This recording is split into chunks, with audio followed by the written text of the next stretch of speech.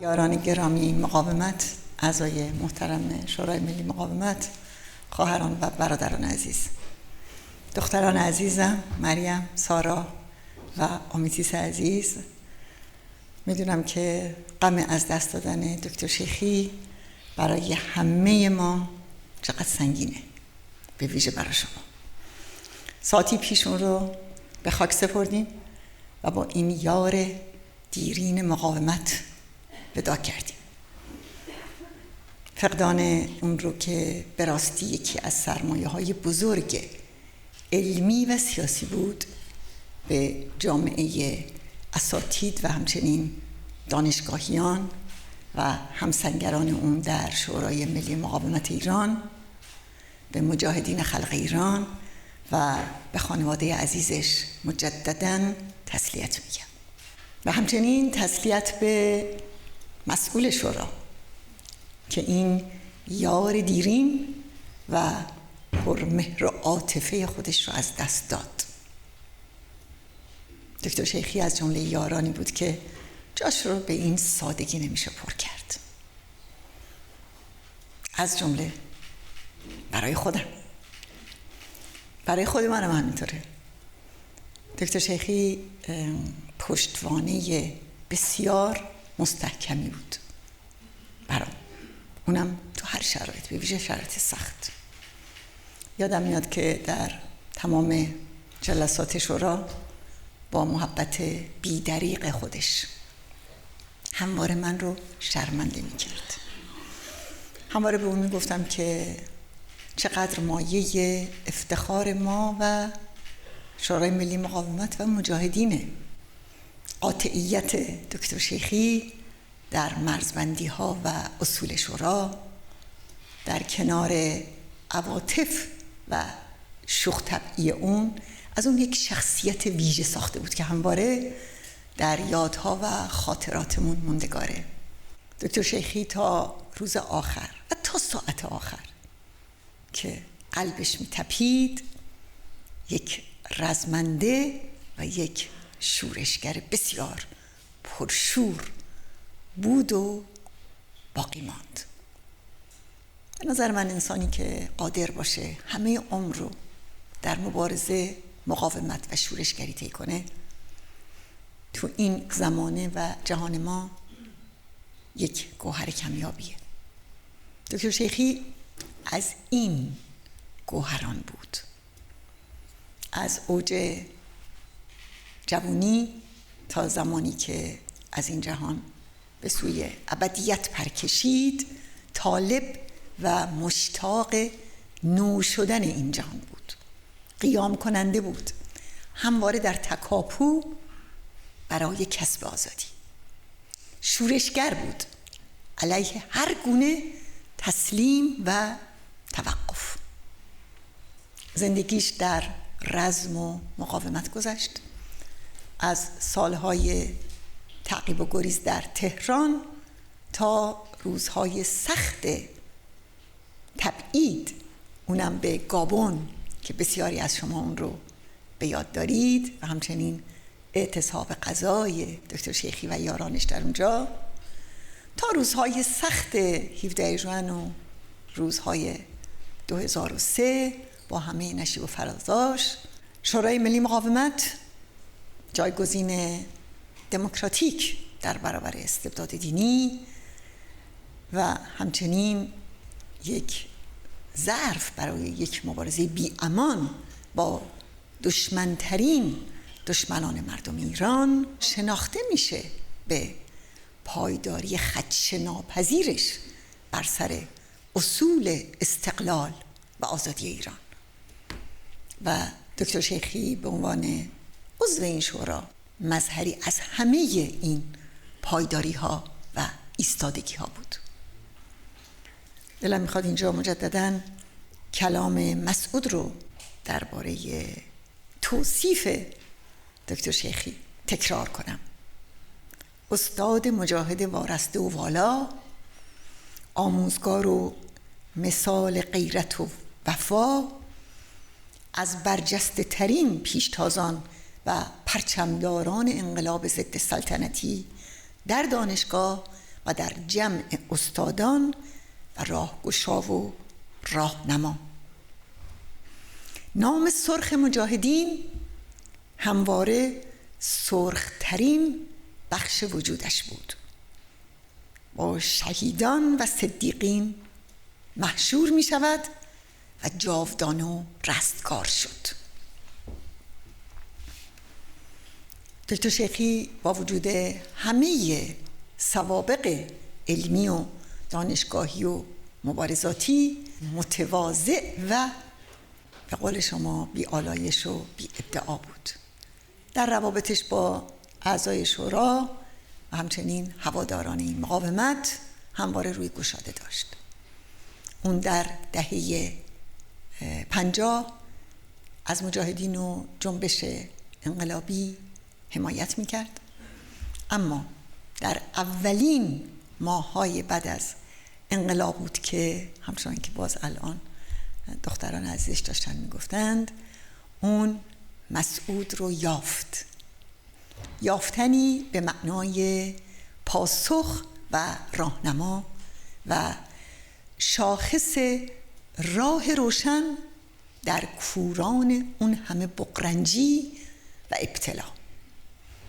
در سالهای اول حاکمیت خمینی دجال بود که اون تصمیمای بسیار خطیری رو در زندگیش گرفت و راهش رو مشخص کرد، چون انتخاب راه در اون شرایط بسیار پرقیمت بود.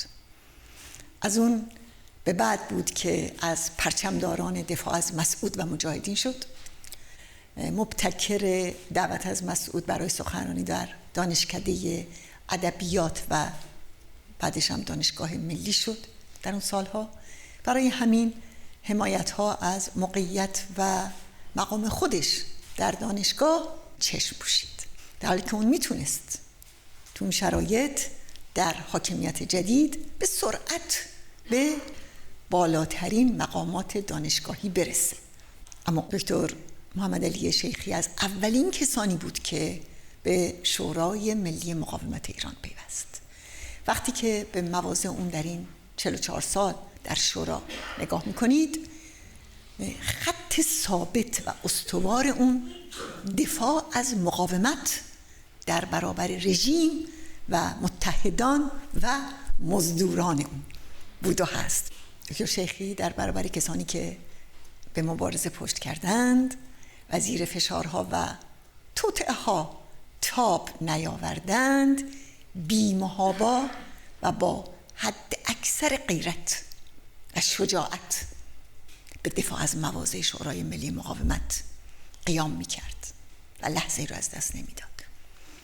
به راستی که اون زبان آخته شورا و مقاومت بود در هر شرایطی.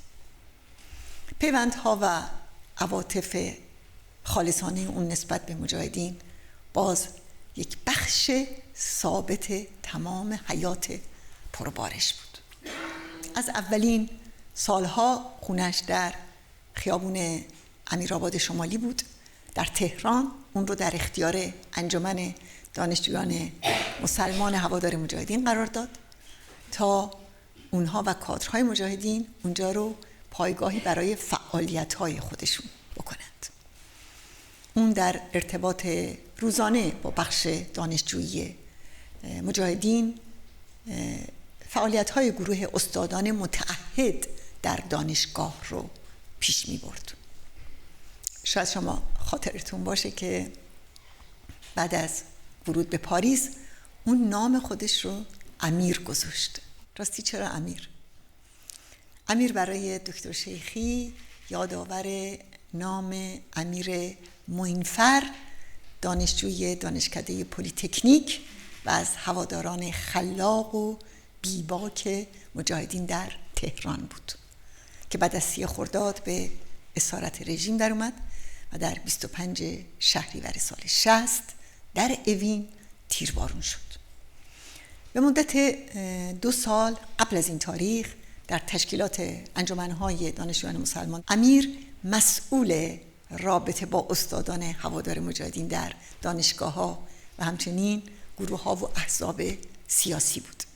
آقای شیخی شیفته شخصیت انقلابی و سبکبال و گرم و پرمحبت امیر بود و بعد از شهادتش یاد اون رو همیشه زنده نگه می داشت. عواطف و رابطه صمیمی اون با خواهران و برادران مجاهدیش بسیار چشمگیر بود. فکر میکنم تو این جمع کسی نیست که اون رو ندیده باشه و یا به یاد نیاره. در سالهایی که مجاهدین در اشرف و لیبرتی در محاصره و زیر موشکباران بودند خیلی خیلی بیتاب بود، هر لحظه اخبار اونها رو پیگیری میکرد. به خواهران مجاهد و پیشروی اونها در پروسه انقلاب که مسئولتر و صفشون طولانی تر میشد هر روز باور و ایمان داشت. من یادم روزی که فکر میکنم نزدیک 4 سال پیش بود، زهرا همردیف ها و معاونین مسئول اول سازمان مجاهدین رو از نسل جدید معرفی کرد. بسیار خوشحال بود و بارها به من گفت که چه کار زیبا، شجاعانه و آینده داری مسئول اول سازمان مجاهدین انجام داد. گفت احساس میکنم که سازمان مجاهدین در آینده تضمین شد.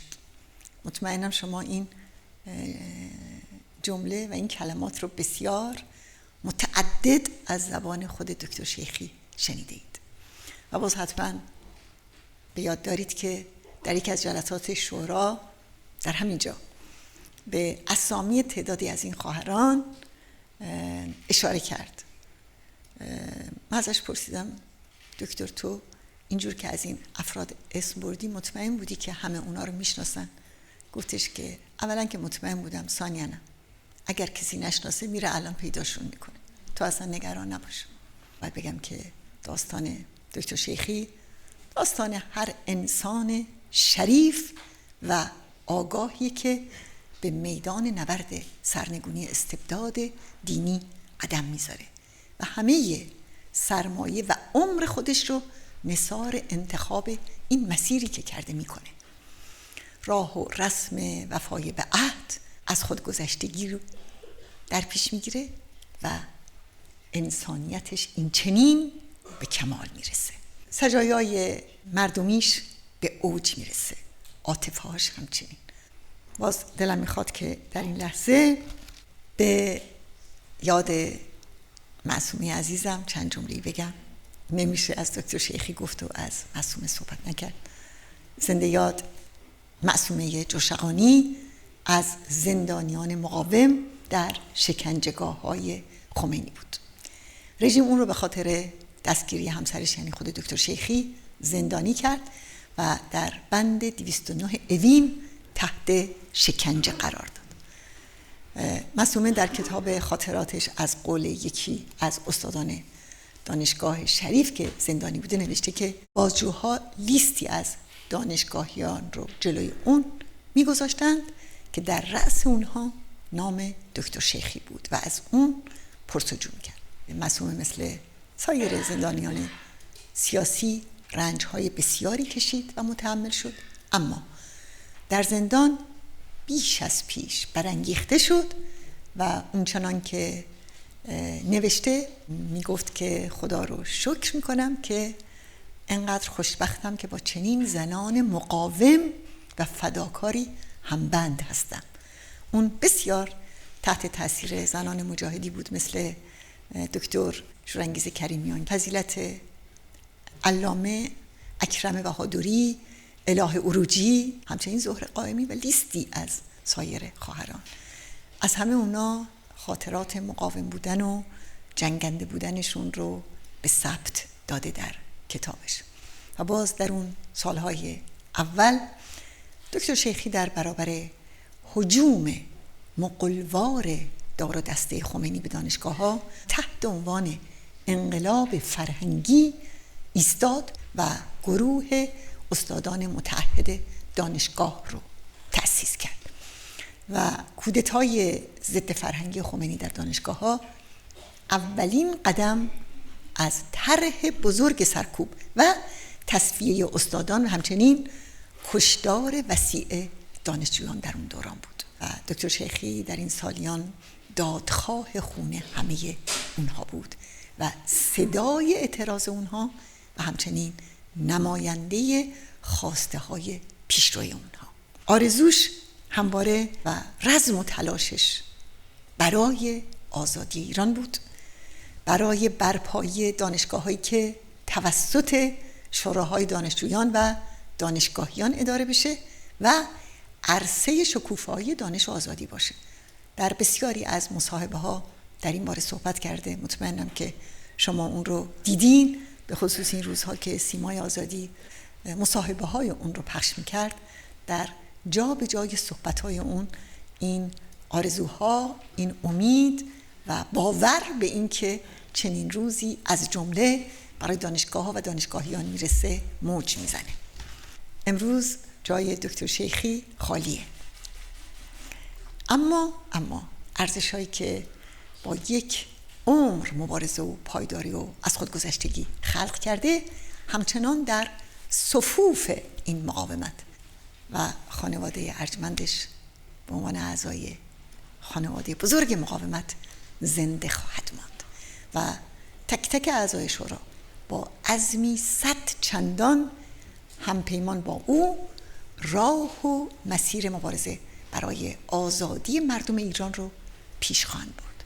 کما اینکه شما یاران مقاومت و همچنین اشرف نشانا و دلیران کانونهای شورشی که بسیار دکتر شیخی به اونها ارادت داشت و علاقه داشت و مستمر از اونها یاد میکرد و همچنین دانشجویان به پا خواسته راه اون رو در پیش میگیرند.